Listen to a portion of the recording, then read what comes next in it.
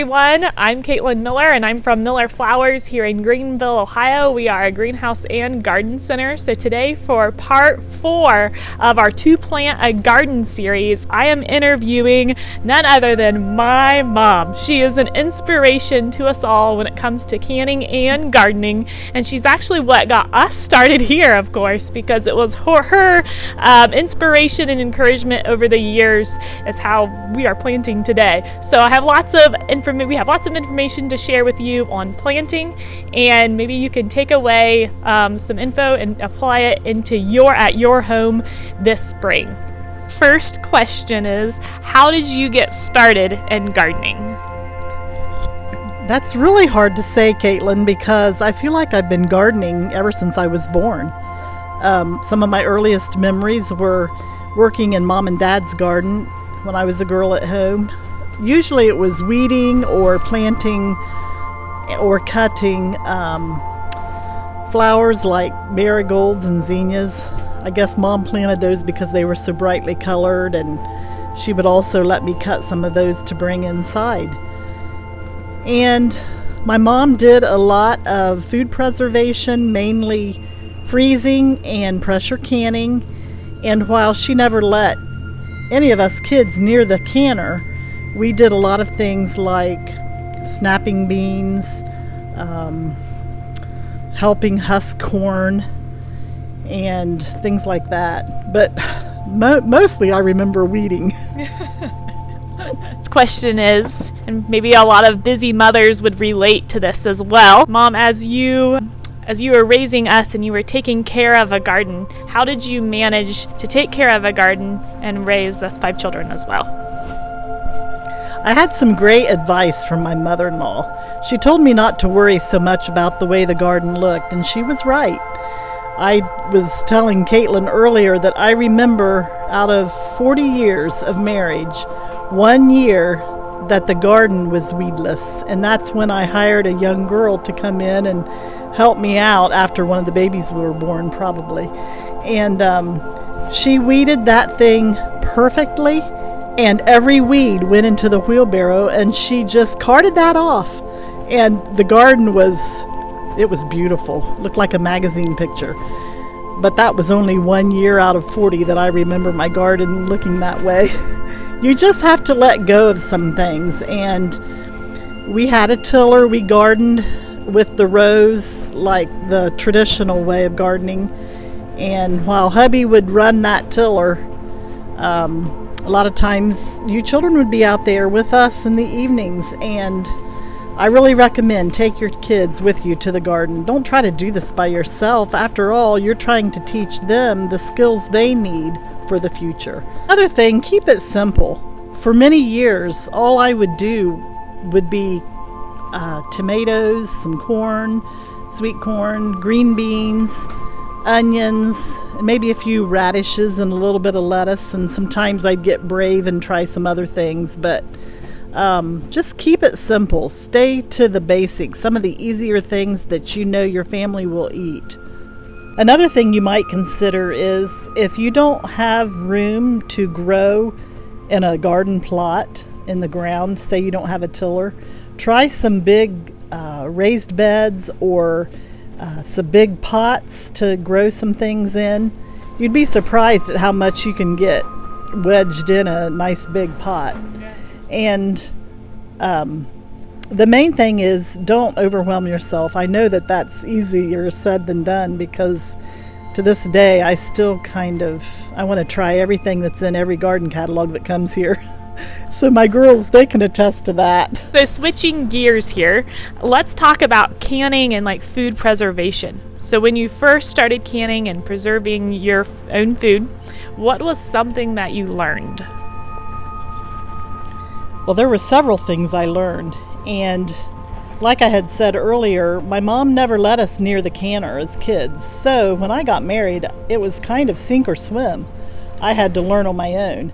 Thankfully, she had purchased a canner for me for a shower gift, and so you just read the instructions. They're pretty simple, and follow the instructions to the T.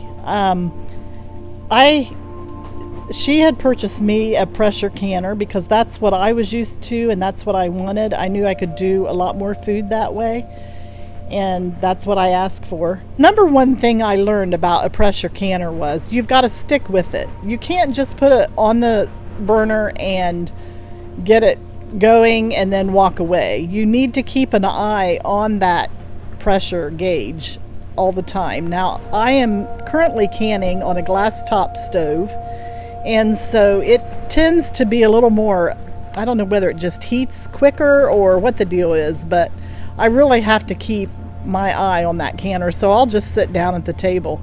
Another thing too, you'll notice as you get older, or maybe if you've spent a lot of time, one time I went and sat in the lazy boy thinking I'll just sit here for a little bit while I fell asleep.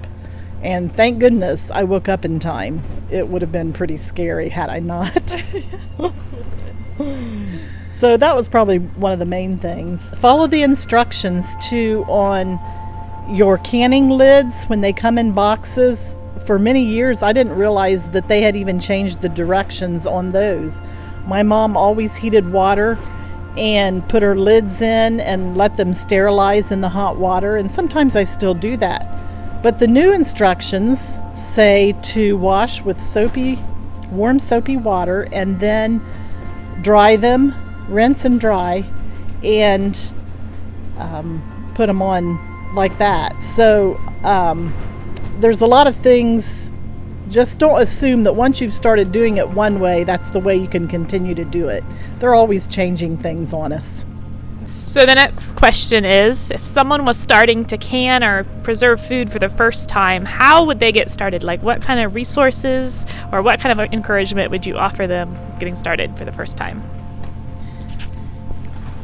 Well, a lot of people recommend using the Ball Book, and you can purchase those at like Rural King and other stores that sell canning supplies. I really recommend the Complete Guide to Pressure Canning. Now, I ran across these books it was at the beginning of COVID, and I just felt like I needed something more that summer. I just needed to keep my mind busy, and I was concerned too about the food supply chains and all that stuff that, all the negative stuff that was coming across, and I wanted to do something positive. For many years, all I've canned is straight green beans or froze sweet corn, or put up salsa, tomato juice, just the simple things, and just maybe one thing in a jar. I ran across Diane Devereaux's cookbooks and purchased this one. And this has all the information you'll ever need on water bath canning, pressure canning, preserving food by freezing. Just a lot of terrific information in here, and the most up-to-date. Another neat thing about Diane is you can go to her website, canningdiva.com or .org. We're not sure, but check it out. I'll put it up in the link. Yes. Anyway, she's got a lot of information on purchasing canners in there and what the latest canners are that you might want to get. I know there's an electric pressure canner where it doesn't do as many jars at one time, but the nice thing about it, you can put the jars in the top, get it all set up, and walk away, and then come back later and at the end of its cycle and remove the jars. So that's a terrific tool for people that want to put up food but yet are busy with children or busy with jobs or things like that. A really cool thing, in chapter 1 she talks about the canning fundamentals, a brief history of canning, why I love pressure canning. And I probably tend to talk about pressure canning a lot just because that's what I'm most familiar with. Now, you can water bath things like jellies and jams, and I do that now in my pressure canner. I just don't put the lid on tightly. As long as you make sure that there's a couple inches of water over the tops of your jars, you can use anything to can in. As long as you make sure there's a couple inches of water over the tops of your jars, you can use any pot to can in. Diane also talks about food spoilage in here, which is pretty important. And also, I love this one, but Grandma never killed anyone. There are proper things to do when it comes to preserving food, and there are things that maybe you shouldn't do. And I know that all down through the years, people have taken their shortcuts, and they have survived. All I know is I have heard of people who have had food poisoning say, "Oh, that was horrible. I just wished I could die." So I'm thinking, if you're feeling like that, I'm not going to take any chances, and so I want to preserve food the proper way. So, Mom, what is the difference between water bathing and pressure canning? Okay. A water bather is just a pan that's filled with water and your jars of food. And you will want to do high acid recipes, and pressure canning is reserved for low acid, like meats, green beans, other low acid foods. And if you have questions on that, you can always Google it. Thank goodness for Google. Or this book will tell you too what you should pressure can and what you should water bathe. There's several different ways to preserving food. Can you share with us those different ways? Yes, I can. Freezing is a really simple option. And if you're just starting out, I would recommend that if you have some freezer space. You can freeze any food. My Betty Crocker cookbook had information in there on how long to blanch the food in hot water and then immediately cool it down in cold or ice water and freeze it that way. If you make applesauce, that's really simple procedure. You make your apples into sauce, add a little sugar if you want, freeze it directly in the container. Any of those foods can be. In fact, if I have foods that don't seal properly in my pressure canner at times, I just put those in the freezer until I'm ready to use. So that's freezing. And then there's water bath canning. And then there's pressure canning. And then there's also dehydration. One of the main benefits of canning or preserving your own food is to maintain that nutritional flavor from the garden to the jar. And it's a benefit that I don't think that we can quite measure the impact that it has on the health of our families and ourselves. Done with the Canning Divas books. Now, she has no idea that I'm talking about her books like this, but for me, this was another whole aspect that I never really even considered. I had canned some meats before and just used them by opening them up, heating them up, putting other things with it. But Diane's cookbooks come with recipes to make a whole meal in the jar. And this has really been helpful for us. Just today, coming home from church, I opened up a jar of garlic, chicken and potatoes. I opened up a jar of green beans. And, we just had lunch ready in no time after heating it. But she has a lot of delicious recipes, from baked beans to different types of spaghetti sauce, different jams. I made a blueberry jam last year and we put lime zest in it. It was delicious. I'd never thought of putting lime and blueberry together. And that's in this book here, Canning Full Circle. And what was neat about that is she not only has the recipe to make your jam or other recipes too, but there's a recipe in here on how to use it. There's a jam bar recipe.